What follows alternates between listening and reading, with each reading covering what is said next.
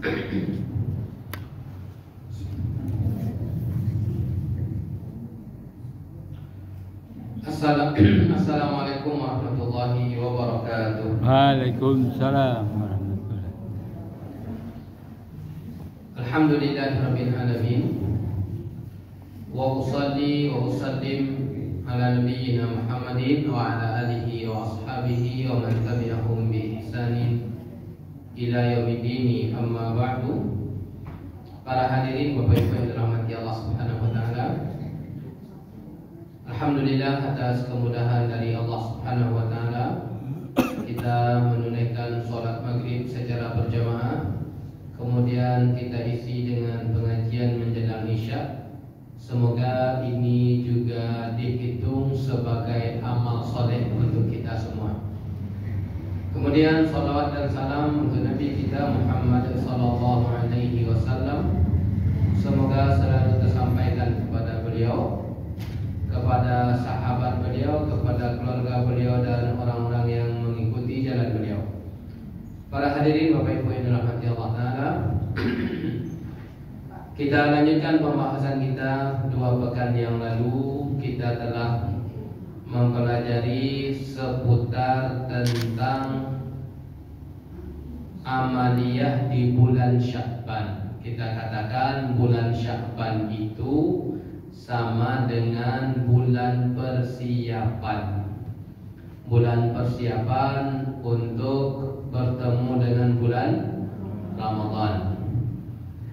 Kemudian para hadirin, yang namanya Sya'ban ini pun juga akan berlalu dan habis. Hari-harinya pun juga semakin berkurang. Nah, semakin berkurang, habis Sya'ban, datanglah bulan Ramadan. Nah, para hadirin yang dirahmati Allah Ta'ala, ketika Ramadan datang, maka setidaknya ada beberapa amalan penting di bulan Ramadan. Yang pertama adalah berpuasa. Itu tujuan besar di bulan Ramadan, yaitu puasa. Yang kedua adalah memperbanyak amal soleh. Ambil kaidah Bapak Ibu. Memperbanyak amal soleh. Harus beda amal soleh kita sebelum Ramadan dengan bulan Ramadan, harus beda Bapak Ibu. Jangan disamakan. Di bulan Syawal kita sholat wajib kan ya. Nah, di bulan Ramadan juga sholat. Nah, tambah amalan yang lain. Entah itu memperbanyak baca Al-Quran atau yang lain. Pokoknya apa? Memperbanyak di situ amal soleh. Nah, kita lihat para hadirin terlebih dahulu. Amaliyah terbesar di bulan Ramadan itu adalah puasa ya. Bagaimana kita mempertahankan pahala puasa? Satu, kemudian memperbanyak pahalanya. Jadi fokus kita dulu berkaitan dengan pahala puasa dulu, kita raih. Kemudian kita usahakan untuk diperbanyak. Bagaimana kiatnya? Kiatnya adalah yang pertama Bapak Ibu, kita harus menghindarkan dari segala macam pembatal. Pembatal apa? Pembatal puasa. Kalau kita lakukan itu, batal puasa kita. Sudah maklum sama kita ya, pembatal puasa. Makan, minum, muntah dengan sengaja itu sudah maklum sama kita. Nah, para hadirin, yang perlu kita pahami sedikit tentang makan. Makan itu adalah tidak identik dengan adanya suapan. Makan itu adalah menelan zat luar. Itu yang namanya makan. Kita telan zat luar. Itu makan itu. Oleh karenanya Bapak Ibu, ketika kita membuka di kitab fikih yang lain, di antara pembatal sholat makan. Ustaz, masa ada orang yang makan kayak gini di dalam sholat? Tidak akan ada. Tapi apa maksud makan itu? Dia telan yang dari luar. Apa contohnya? Ada makanan yang nyangkut di sela-sela gigi. Nah, para hadirin terasa di siang hari contohnya. Nah, itu dibuang. Kalau itu ditelan, sama dengan makan, karena bagian luar yang kita telan. Di dalam sholat pun Bapak Ibu ketika bertemu dengan itu, oleh karenanya itulah hikmahnya kita dianjurkan untuk kumur-kumur. Sebelum sholat kan ada kita itu wudhu. Nah, sunnah wudhu diantaranya apa? Kumur itu hikmahnya, agar segala macam yang terkandung di dalam mulut kita berupa makanan yang nyangkut itu bersih dengan kumur. Nah, kalau terasa itu wajib dibuang. Ini tentang makan satu. Kemudian yang kedua Bapak Ibu, yang namanya makan juga itu adalah segala sesuatu yang menghasilkan energi. Itu juga makan. Pengganti dari makan, seperti infus. Infus itu pengganti dari makan, batal orang yang batal puasanya. Tidak dihukumi puasa Bapak Ibu. Ustaz, dia kan tidak makan Ustaz, dia kan tidak minum. Iya, kita katakan batal karena infus itu sebagai pengganti dari makan. Nah, Bapak Ibu yang dirahmati Allah Ta'ala, insya Allah ini bisa untuk kita hindari. Ada perjuangan kita yang nomor 2 yang lebih besar, lebih berat, itu adalah menahan diri dari perusak pahala. Ini lebih berat. Kalau yang pertama pembatal, insya Allah kita sangguplah untuk tidak makan, sangguplah untuk tidak minum. Tapi ada perjuangan kita yang berat Bapak Ibu, apa itu? Menghindarkan dari perusak pahala. Kalau kita lakukan itu, pahala kita rusak, bisa habis. Kalau habis pahala kita, apa jatahnya berarti tinggal? Hanya sekedar menahan haus dan lapar, itu aja yang tinggal Bapak Ibu. Berarti ketika kita puasa Bapak Ibu, tahanlah lisan. Ditahan lisan untuk tidak keluh kesah, untuk tidak membicarakan orang, untuk tidak berkata yang tidak. Hindarkan itu. Itu ketahuilah baru perusak. Kalau kita kerjakan, sahkah puasa kita Ustaz? Jawabannya sah. Akan tetapi pahala kita yang rusak, bisa habis. Betul-betul dijaga berarti anggota tubuh kita dari sesuatu yang Allah larang. Itu kiatnya ya. Kiat mempertahankan pahala dengan cara bagaimana? Menghindarkan diri dari segala macam pembatal dan menghindarkan dari segala macam perusak. Ini baru pondasi yang kita dapat Bapak Ibu. Nah, pondasi ini butuh kepada hiasan.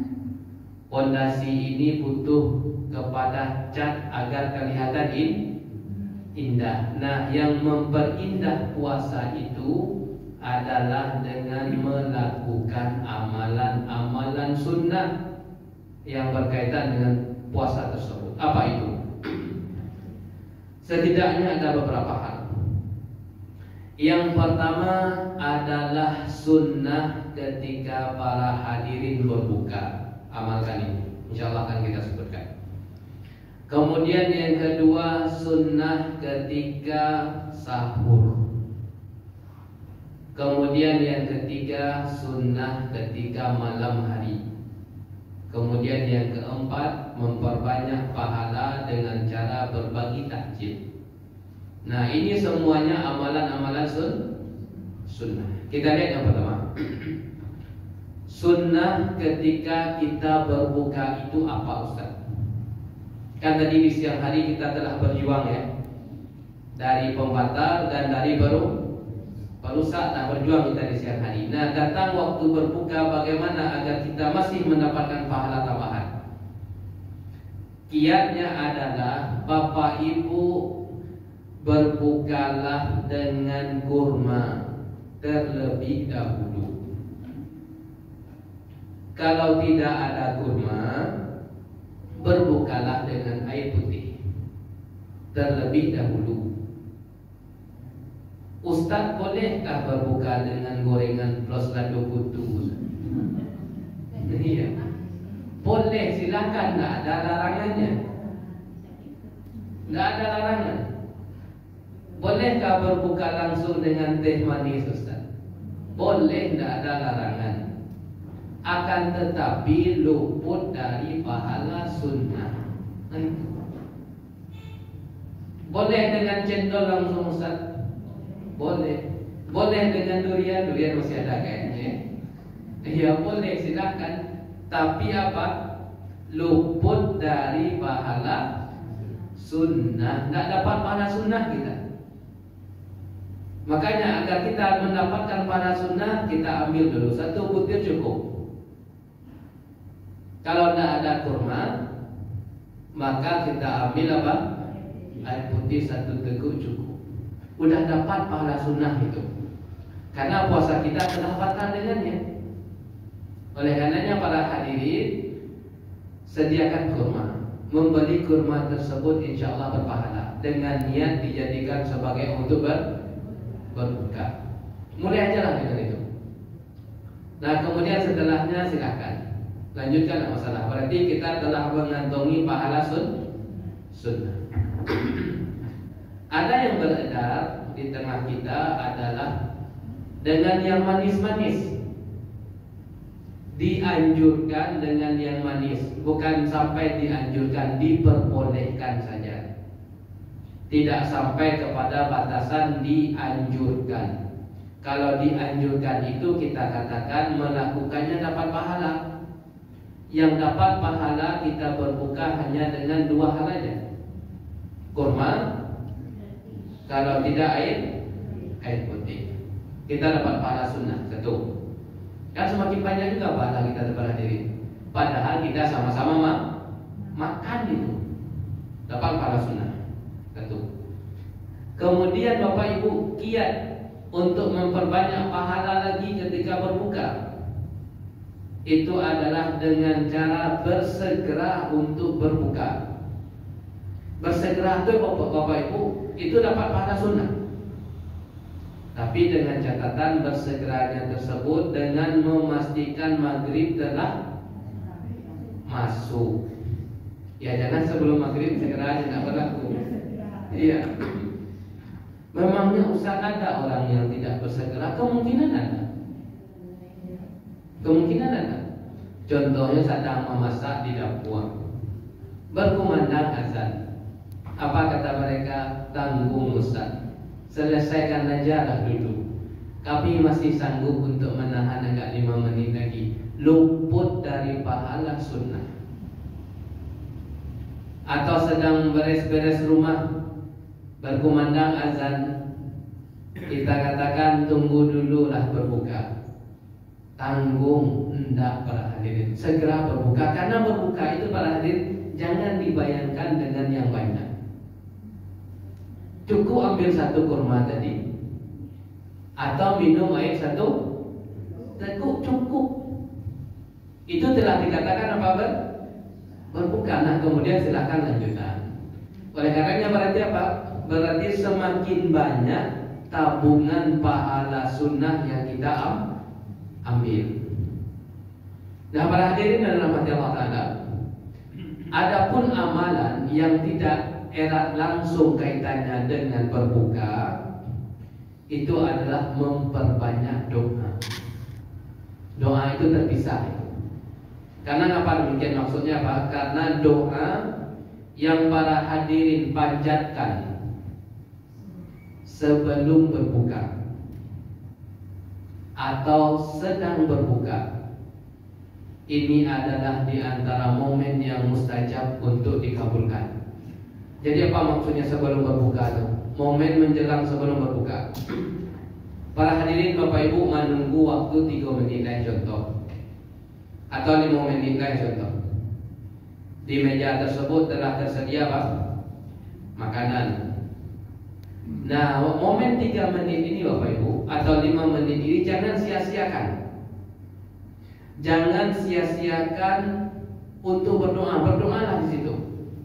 Karena ini Nabi katakan da'watus shaim, doa yang dipanjatkan oleh orang yang sedang berbuka, sedang berpuasa, itu di antara doa yang mustajab. Duduk.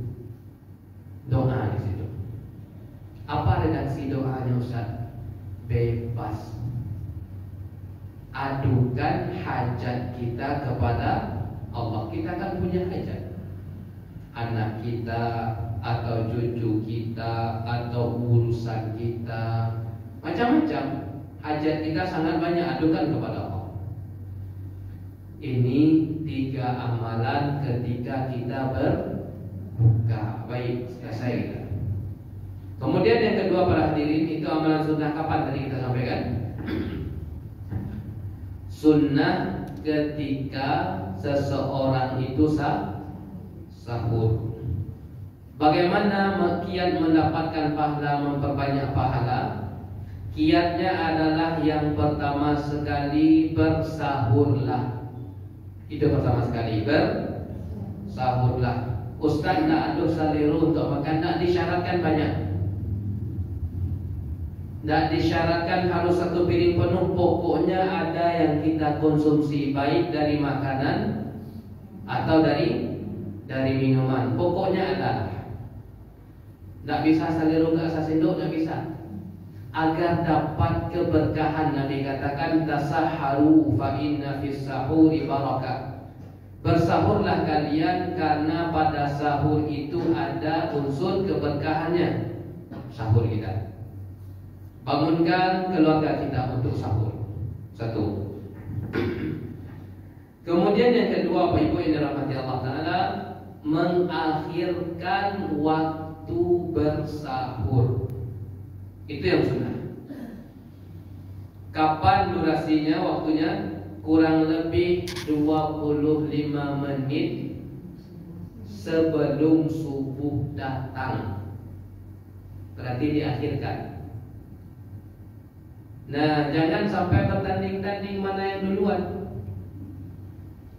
Ibu jam berapa sahur tadi? Kami sahur jam 3. Kalau kami jam 2 sudah sahur. Datang pula satu lagi, kalau kami jam setengah 2 sudah sahur. Tidak. Itu bertanding-tandingnya duluan sahur itu tidak dianjurkan. Yang ada sunnahnya apa? Mengakhirkan waktu sahur. Nah, kalau untuk berbuka tadi bagaimana sunnahnya? Disegerakan. Sedangkan untuk bersahur diakhirkan. Ustaz nanti khawatir Ustaz, masuk azan kita masih makan, kan ada jeda tuh 20 menit 30 menit Bapak Ibu cukup untuk makan, untuk minum? Cukup. Nah, itulah yang sunnah. Berapa habis waktu contohnya? Habis 15 menit? Ya habis 20 menit, anggaplah habis. Nah, kan masih ada tuh sisa 10 menit atau sisa 15 menit.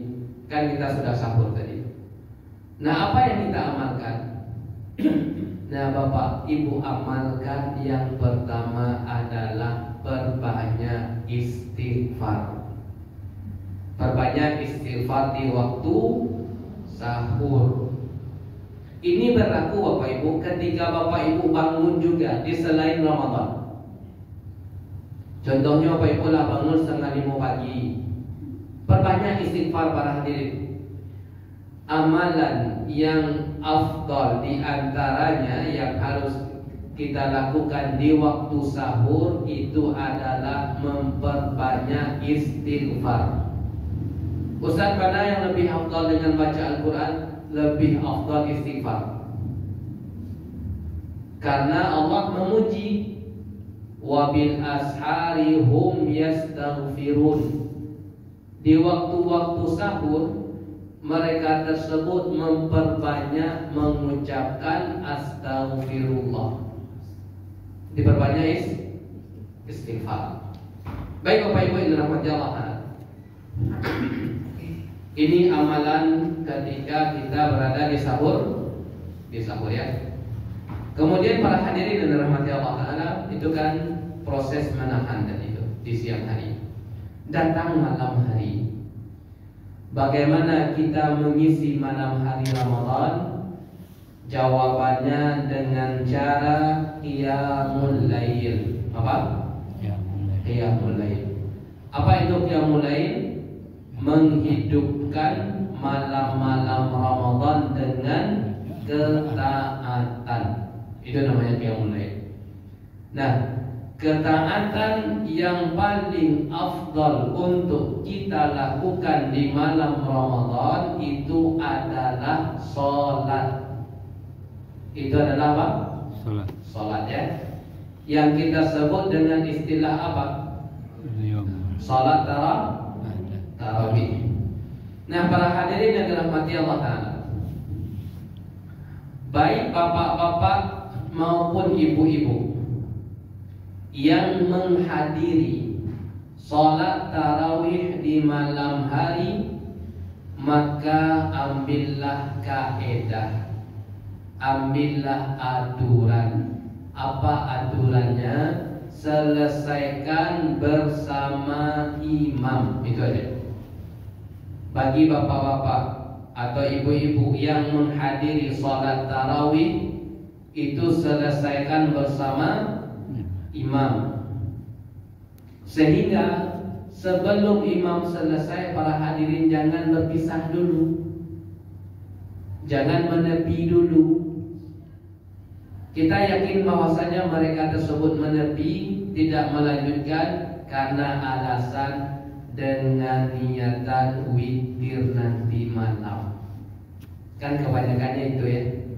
Kenapa demikian? Karena kalau selesai bersama imam, berarti sholat kita sudah selesai. Witir. Karena berapa rakaat biasanya para hadirin? 11 rakaat. Nah, sebagian jamaah bagaimana sikapnya?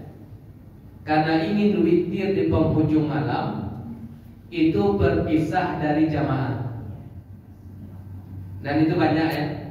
Ketika di rakaat ke-8 itu sudah bisa pulang duluan, atau tidak pulang duluan, menyisih sendiri dari jamaah. Ini para hadirin kita katakan suatu kerugian. Kenapa kerugian? Ada kabar gembira dari Nabi. Nabi katakan sallallahu alaihi wasallam, man qama ma'al imam, barang siapa yang sholat dia tadi bersama imam, hatta yang sharifa, sampai dia selesai menuntaskan bersama imam, berarti gabung terus ya. Kutiba lahu qiyamul lailatin, maka dituliskan untuk dia pahala 1 malam penuh. Kira-kira Bapak Ibu, secara fisik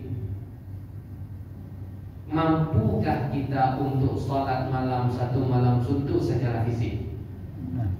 Secara fisik nih, nggak akan mampu kita. Mulai dari sholat isya sampai sholat subuh datang, nggak akan mampu kita secara fisik. Tapi ada peluang untuk mendapatkannya. Bagaimana? Selesaikan bersama imam. Nah, kalau kita selesaikan bersama imam, akan muncul suatu permasalahan. Ustaz, kami kan sudah witir di masjid tadi 11 rakaat, masih bolehkah bagi kami untuk tahajud? Kan itu yang sering dipertanyakan, yang sering dipertanyakan, yang sering diragukan. Soalnya kami sudah witir. Nah, para hadirin, ketahuilah kaedahnya, aturannya. Tidak ada larangan sholat sunnah setelah witir. Apa? Tidak ada larangan sholat sunnah setelah witir. Yang ada larangannya adalah membuat witir yang kedua. Itu yang ada larangan. Sehingga yang dilarang itu apa? Ketika para hadirin telah witir di masjid tadi malam bersama imam, yang dilarang tahajudnya tidak boleh 3 rakaat, yang tidak boleh 5 rakaat, ganjil tidak boleh. Kenapa tidak boleh ganjil? Kalau kita lakukan rakaatnya ganjil, maka bertemulah 2 witir dalam 1 malam. Witir yang pertama kapan? Tarawih dari 11 rakaat. Witir yang kedua kapan? Kita sendirian tahajud kita. Berarti kita telah melakukan bilangan ganjil sebanyak 2 kali. Inilah yang dilarang oleh Nabi. Nabi katakan la witrani fil lail, tidak boleh kalian melakukan witir sebanyak 2 kali. Nah, dengan demikian dapat kita solusi. Apa solusinya bagi para hadirin yang hadir di masjid? Tuntaskan bersama imam, kemudian silahkan tahajud, tapi tahajudnya bilangannya genap. Nah, ini cara. Oleh karenanya hilang dalam pikiran kita suatu permasalahan, tidak bimbang lagi kita berhadirin. Nah, lanjut aja bersama imam. Selesai imam, kita pun juga selesai. Nanti silahkan tahajud, tapi tahajudnya bilangannya genap, aman itu. Nah, para hadirin dalam Allah Ta'ala, ini amaliyah yang erat kaitannya di bulan Ramadan. Kemudian yang selanjutnya, amaliyah yang perlu juga kita agendakan itu adalah para hadirin agendakan untuk berbagi takjil. Apa? Bagi takjil. Agendakan untuk berbagi takjil. Agendakan. Itu yang lebih afdal. Mana yang lebih afdal daripada sedekah biasa Ustaz? Bahkan kita bisa dikatakan lebih afdal untuk berbagi takjil. Kenapa demikian? Karena para hadirin, kita katakan ini adalah kiat cepat untuk memperoleh banyak pahala. Kiat cepat. Nabi katakan, barang siapa yang memberikan perbukaan kepada orang yang puasa, falahu ajruhu, maka bagi yang memberikan tadi mendapatkan pahala 1 orang yang dia berikan. Nah, orang yang berpuasa tadi apakah dikurangi pahalanya disebabkan diberikan?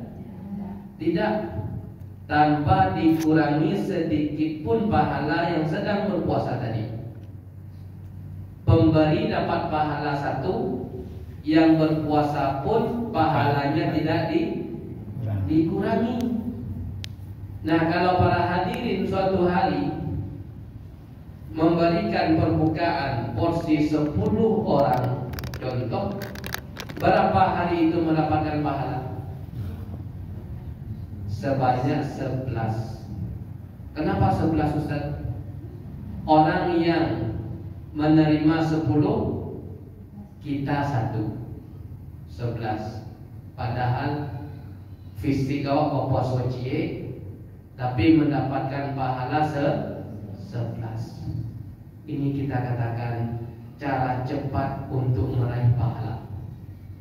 Agendakan selama Ramadan sesuai dengan kemampuan kita masing-masing.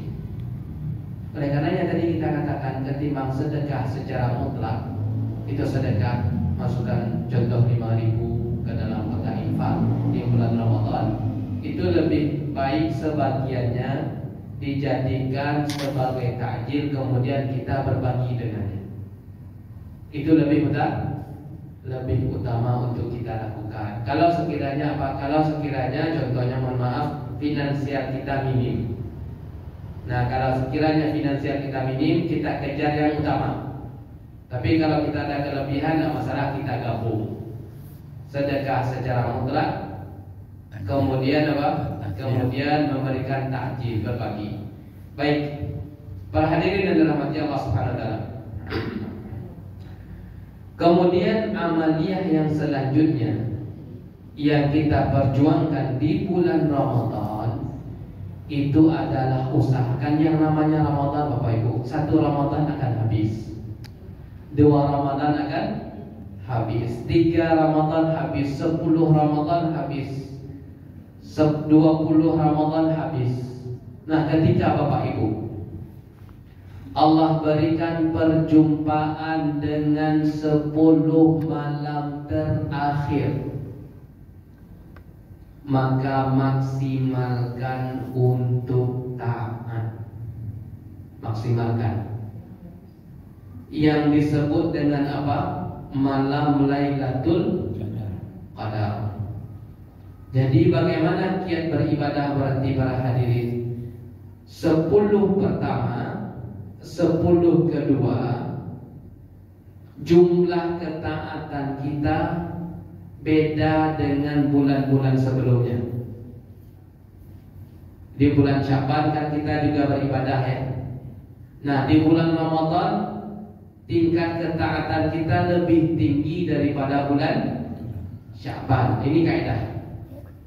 Contohnya Bapak Ibu, berapa biasanya baca Al-Quran?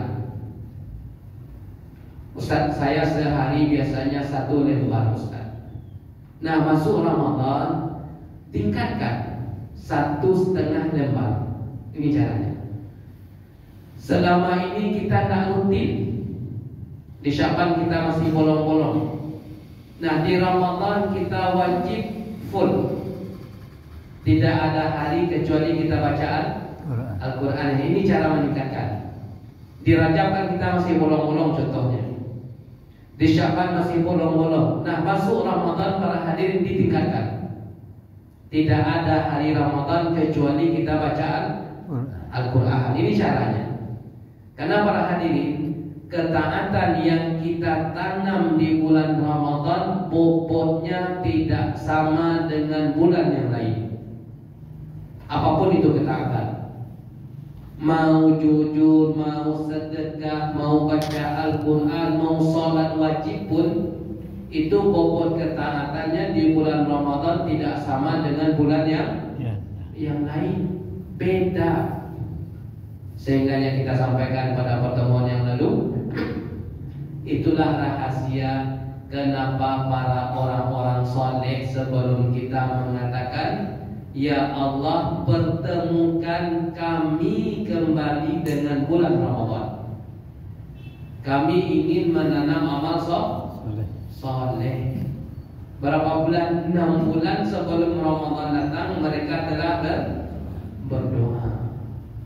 Tingkatkan 10 pertama, 10 kedua. Baik. Di 10 yang ketiga, itu di malam harinya, itu lebih ditingkatkan. Kaidah dari Nabi ketika 10 malam terakhir itu datang, beliau betul-betul memaksimalkan untuk taat. Berarti para hadirin, kalau sekiranya Bapak Ibu pulang dari masjid, contohnya 10, ditambah durasi sedikit, tambah setengah jam, ingin menambah ketaatan. Itu caranya, itu kiatnya. Kiat menghidupkan 10 malam terakhir. Kalau sekiranya Bapak Ibu ada i'tikaf, khusus bapak-bapak ikutlah i'tikaf. Nah, kalau bagi ibu-ibu lihatlah kondisi. Kalau tidak bisa i'tikaf tidak masalah, tapi di 10 malam terakhir itu ketaatan kita apa kaidahnya? Ditambah. Kenapa para hadirin? Dengan harapan agar ketaatan kita itu bertemu dengan malam Lailatul Qadar. Itu yang diharapkan. Karena malam Lailatul Qadar 1 malam, Ustaz, berapa durasi malam Lailatul Qadar itu? Durasinya malam Lailatul Qadar itu sampai subuh datang. Bukan sebentar. kemudian hilang lagi. Olah talalu usah berarti tidak dapat Lailatul Qadar, tidak ada kaidah seperti itu hadirin. Kan banyak sama pemahaman kita bahwasanya syarat untuk mendapatkan malam Lailatul Qadar itu apa? Tidak boleh tidur, itu bukan. Karena apa? Karena malam Lailatul Qadar itu satu malam penuh. Itu yang kita baca di dalam Al-Quran, hatta matla'il fajri, sampai datangnya subuh. Nah, satu malam itu para hadirin pasti malam Lailatul Qadar. Kapanpun Bapak Ibu memaksimalkan untuk taat di waktu tersebut, berpeluang untuk mendapatkan malam Lailatul Qadar. Oleh karenanya malam Lailatul Qadar tersebut hanya satu malam di antara 10. Bagaimana kiatnya? Kiatnya adalah berbanyak ketaatan di malam ganjil dan malam genap. Insya Allah pasti apapun ketaatan yang bertemu dengan malam Lailatul Qadar. Karena kalau kita ingin mendapatkan suatu hewan buruan, yang akan lewat di 10 jalur. Yang kita pasang perangkap satu jalur saja atau ke 10-nya? Ke 10-nya pasang perangkap. Kalau ke 10-nya kita pasang perangkap, pasti kita menemukan dengan hewan buruan tersebut. Begitu juga malam Lailatul Qadar. Ustaz, boleh dihidupkan di rumah bagi kita sebagai perempuan, tidak masalah. Tapi itu tidak dinamakan dengan i'tikaf. Kalau i'tikaf harus di mana? Dan i'tikaf harus di masjid. Tidak boleh i'tikaf itu di rumah.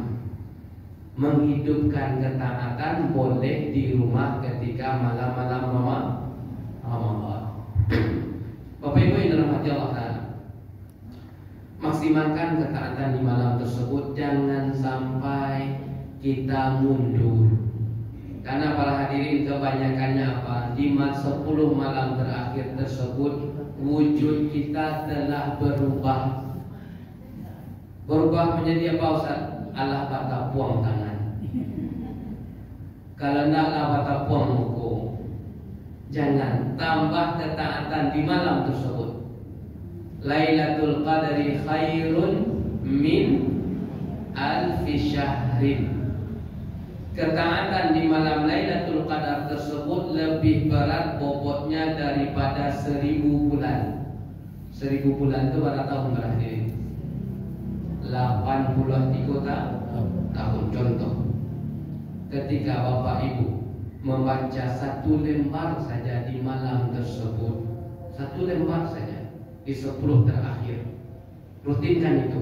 Karena tadi kita katakan apa? Kalau kita rutinkan tanpa bolong ganjil genap, insya Allah akan berada amalan kita tersebut di malam Lailatul Qadar. Insya Allah satu lembar saja, maka bobotnya tersebut para hadirin lebih berat daripada merutinkan satu lembar selama 83 tahun. Secara fisik lain kalau kita membaca Al-Quran satu lembar saja rutin selama 83 tahun, tidak akan sanggup secara fisik. Belum tentu secara umur. Tak sampai umur itu 83 tahun, ini ada peluang. Salat kita 2 rakaat contohnya. Kita perbanyak salat sunnah. Maka kedudukan salat sunnah yang kita lakukan di malam tersebut lebih berat daripada melakukan 2 rakaat secara rutin 83 tahun. Dan itu ada hanya di bulan Ramadan, tidak ada di bulan yang lain. Malam Lailatul Qadar itu hanya ada di bulan Ramadan. Oleh karenanya perjuangan berarti para hadirin, semakin kau juang semakin baik. Panganala banyak, panganala kasih kau kamari. Kemudian pada waktu yang sama syariat juga menawarkan kepada kita ada pahala yang sangat besar sekali. Kaedahnya tadi apa? Hidupkanlah 10 malam terakhir ganjil genap, kapanpun sampai subuh catatannya. Waktu tersebut berakhir sampai subuh. Baik para hadirin yang dirahmati Allah Subhanahu wa taala, sampai di sini pembahasan kita. Semoga kita berjuang semua agar pahala puasa kita utuh.